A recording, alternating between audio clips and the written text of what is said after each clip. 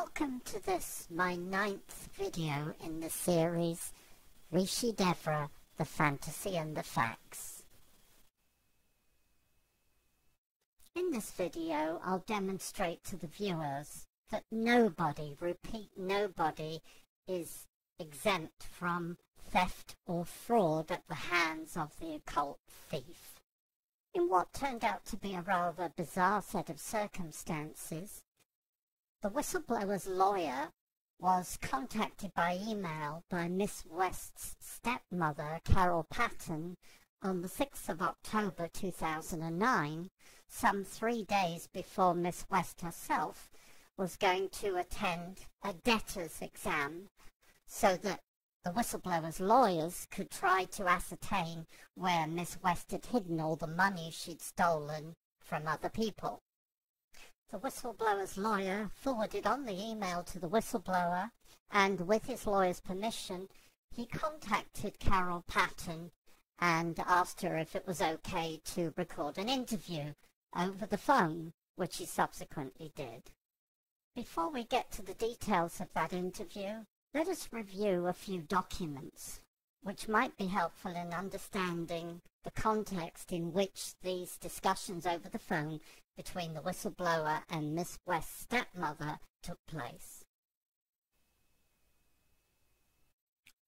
As you can see, the email was sent by Devra Patton, Miss West's stepmother, on Tuesday, October the 6th, 2009. Miss West's stepmother refers to Debbie West, as she calls her, conning her father out of $30,000. And further down in the body of the email, highlighted in yellow, Devra Patton refers to the fact that Debbie West said she'd be getting $33 million, yes, that's millions, any day now, from an investment. What you can see on the screen now is a copy of an email that one of Miss West's employees, Rebecca West, no relation to Miss West, sent the whistleblower, John Watson, in March of 2007. Apart from reading how scared and worried for her safety Rebecca West was, I'd like to draw your attention to the paragraph that has part of it outlined in yellow, wherein Rebecca West refers to the fact that Miss West is hoping to receive, if it's not fraud, loans of $30 million, which should be deposited in increments into Miss West's account. Of course, in August 2007, Miss West became the subject of a second large newspaper article which went into details about several crimes she was committing in the Lakeside, Montana area. The second of those news articles, published in the Big Fork Eagle on August the 9th, referred to the fact that most of Miss West's businesses were not operational at that time, that 2 had been involuntarily dissolved, and a 3rd involuntarily revoked. The point I want to make is that in August 2007, Miss West would have known by then that her fraudulent application for millions of dollars in government grants for her fraudulent spa complex in Lakeside, Montana, were not going to be forthcoming. So why, over 2 years later, does Miss West's stepmother still believe that Debbie is waiting for over $30 million to come in an investment so that she can be paid back the $30,000 that Debbie owes her? Well, we know the answer to that. Miss West is a con artist, a prolific liar. You know when she's lying, her lips are moving.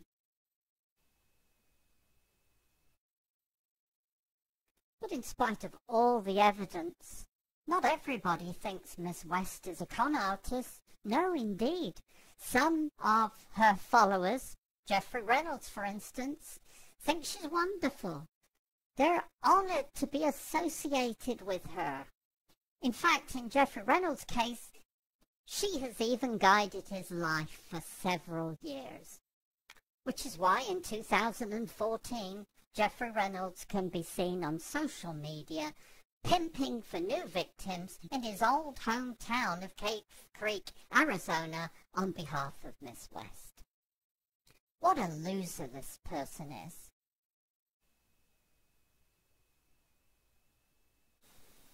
And now, without further ado, let's hear from Miss West's stepmother, Carol Patton. Like I said at the outset, nobody, repeat, nobody is exempt from the voracious appetite of Miss West for other people's money. Please be sure to like my website and please help me make it go viral.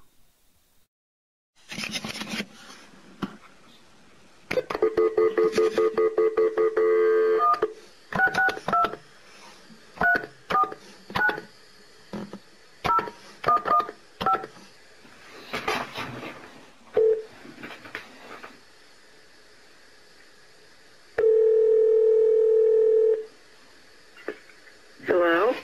Oh, hello, Miss Patton? Yes. Hello, this is John Watson. My lawyer forwarded on your telephone number to me. Yes. Hi, I don't know what time it is with you. I'm on, It's 9 o'clock. What do you want, John? What I want, Carol, is to gather as much information as I can from you. I'll record a copy of it and send it to my lawyers in the hope that we can both get some of our money back. I don't want to have hard feelings between her and me. I mean, she has her life, I have mine. Yes. Things I would just stated to him that, you know, John gave her money supposedly to buy land, and it was our understanding that she was going to pay it back, and which obviously she's not going to do it, so it kind of leaves me.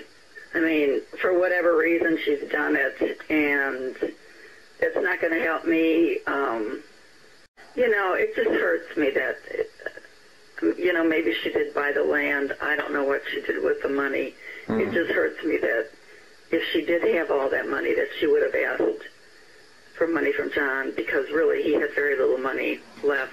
What I guess my intention was with the attorney was, and I didn't quite understand the debtor's court, that was maybe that she would have to prove that she bought land. No, she's... And if she couldn't prove it, that I would get my money back. That was I guess that was my basis for writing that. Yeah. Well, for whatever reason, it's not going to do me any good. I just didn't understand the debtor's court. My thought was, okay, she got the $30,000. She has to prove that she bought the land, or I get my money back. Basically, that's what you can tell your attorney. Basically, that's what I was hoping. Drop in the bucket to her, to me, it's a lot of money. It's, you know, I'd like to pay my house off, and that's just not going to happen now. No. You know, John was retired something like 20 years Yes. before he died, so he didn't have a whole lot of money left. No, I understand. And, well, I had sent him, because I've been reading the dialogue on the web as it's been going along, and it just said that, you know, you did the request for information, and you gave your attorney's name. Yes. So with the debtor's court and everything, I thought, well, I would just tell him, you know, did she buy land with the money her father gave her? And if she didn't use the $30,000 and she can't prove that she bought the land, then I want my money back, because that's what it was intended for. Yes. That's what she said to her father. I need money to buy some land. Yes. And he gave her $30,000. Mm-hmm. Okay. Which to her is nothing. To me, it's a ton of money. I have no money. It's a lot of money to me. I understand. No. I understand. Basically, that's what I was hoping would happen, that when she comes in Friday, without getting my name involved in this whole thing, that he would just say, well, I understand, however, that your father gave you money to buy land, $30,000. Where is the proof of purchase? Sure, and I'm sure he will ask that question. And if she can't prove it, I want my money back. Yeah, and fair enough. That's what it was intended for. Okay. Well, again, good luck tomorrow. Good luck tomorrow. This is too much for me, because I lost John, and then a year later I lost my mom, and all this going on, and it's just, you know, I'm at the point in my life, John, I just want peace and quiet. I don't want to, you know, be fighting with people and arguing with people and going after people. No. It was a statement of fact to your attorney. If she didn't send the money on the land, I want my money back. Sure. Pure and simple. I don't know. I mean, if she's done something wrong, then then she has to suffer the consequences, or I mean, if you're entitled to your money, whatever, then she should pay you the money. Well, end it, just sure. end it. Yeah. How can the judges let her do that? I don't understand that. Then how they can do that? If she admitted that she owed the money, then can't they make her pay it? What about the big house in Lakeside that she had? I think that's gone. I think it was repossessed. I know that at one time she was looking to buy that piece of property. Yes. I can't think of the name of it. If you said, I know it. I've got pictures of it on the website. I'm thankful that John isn't alive to see all this, because it would just hurt him so much, because it is his daughter, and I know it would just hurt him so bad, and I'm sorry for you, and I'm sorry that everybody's having to go through all this, and I'm not real familiar with the court, but if she my thinking was if she has to account for her money and what she did with it and everything, then she should have to account for a little measly $30,000. Yes, she should. Did she buy the land with it? And if she didn't, I want my money back. That was the agreement. Okay. She should have to prove. And if she can't prove it, then the attorney should say to her, write a check, send it to her, because that's what the money was intended for. Sure. And I know that's not going to happen. Just right. Focus on your health. That's the most important thank you, Don, thing. and the best of luck to you. And I hope everything just works out and it just stops, and then everybody can just get on with their life and be happy. And yeah. If she's done something wrong and she needs to pay for it or go to jail or whatever, then so be it. Then that's what she needs to do. Yeah. I'm sorry that Anna and AJ and the baby and the children are all involved in this, because it must be difficult for them. And John thought so much of the kids and the grandchildren. So I'm just thankful that he's not here to see all this. It would hurt him a great deal to see this happening. So in that regard, I'm glad he's not here. Okay. Good luck to you. Thank you, Carol. Thank you. Bye-bye, love. Bye. Bye.